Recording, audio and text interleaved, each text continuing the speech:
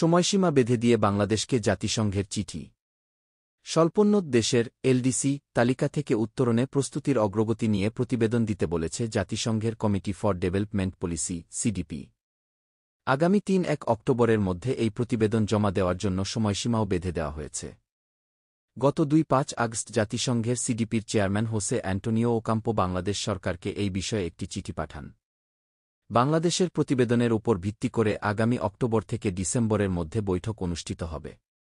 বাংলাদেশকে পাঠানো চিঠিতে একজন প্রতিনিধিকে ভার্চুয়ালি ওই বৈঠকে অংশ নেওয়ার আমন্ত্রণ জানানো হয়েছে।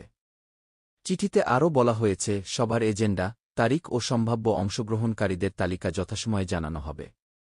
আগের সরকার প্রয়োজনীয় তথ্যপাত্রের ভিত্তিতে স্বল্পোন্নত দেশ থেকে উন্নয়নশীল দেশে উত্তরণের প্রস্তুতি শুরু করে।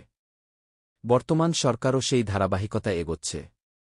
এই প্রস্তুতির অংশ হিসেবে চলতি বছরের ১-৩ মার্চ উপদেষ্টা পরিষদের বৈঠকে স্বল্পোন্নত দেশ থেকে উত্তরণের নীতিগত সিদ্ধান্ত গৃহীত হয়। গত ৫ আগস্ট সরকার পরিবর্তনের পর দেশের বিভিন্ন রাজনৈতিক দল, অর্থনীতিবিদ ও ব্যবসায়ী মহলের পক্ষ থেকে দাবি তোলা হচ্ছে, স্বল্পোন্নত থেকে উত্তরণের জন্য দেশের যথেষ্ট প্রস্তুতি নেই। আগের সরকার ভুল তথ্যের ভিত্তিতে উন্নয়নশীল দেশে উত্তরণের প্রস্তুতি নেয়। অনেকে মনে করছেন, উন্নয়নশীল দেশে রূপান্তরে আরও সময়ের প্রয়োজন।